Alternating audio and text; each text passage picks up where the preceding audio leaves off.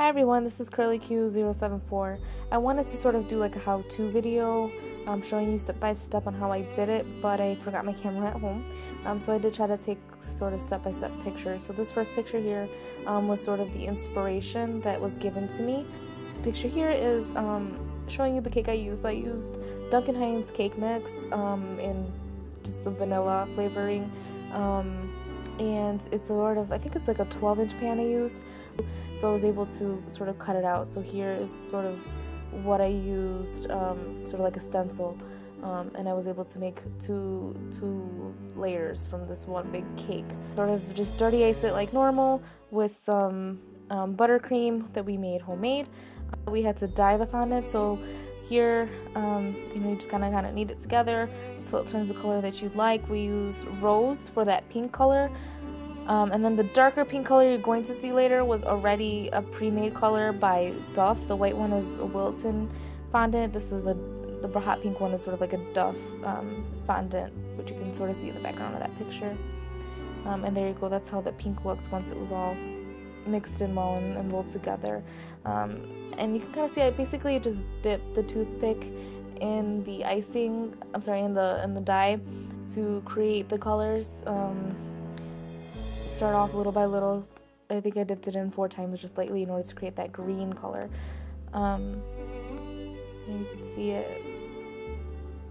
And then I used Kelly green for that green color.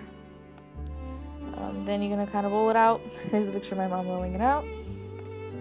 And then for the bow, which I don't have any pictures of until the end, there's tons of tutorials on how to make the bows, but basically I cut out one rectangle and kind of on the end zigzagged it and then pinched it, so create sort of like this 3-dimensional pattern. And before I pinched it closed, you can either put saran wrap. Saran wrap is really actually the best thing. I just didn't have any, so I used wax paper, but you could use saran wrap, it works a lot better. Sort of put it in the fridge until it hardens. So I had two Wilton tips that I used. 2D, I used the bottom of the tip in order to create the larger circles, and then the smaller circles I used 12, and I used that tip of that one to create the polka dots that you see on the cake. You can sort of see the carriage in the making.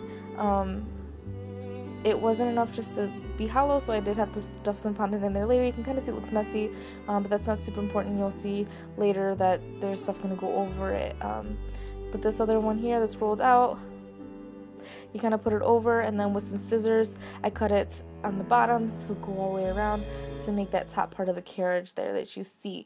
The lines that you see on there, I simply just used the toothpick and gently kind of rolled over it until it was deep enough where you can tell that the lines were there.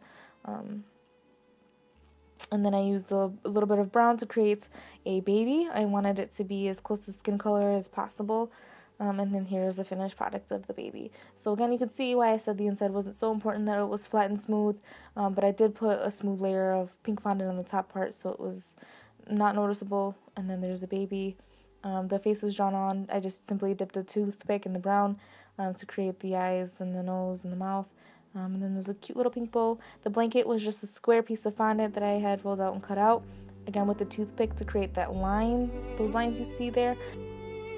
This is a little teddy bear, again all made out of fondant.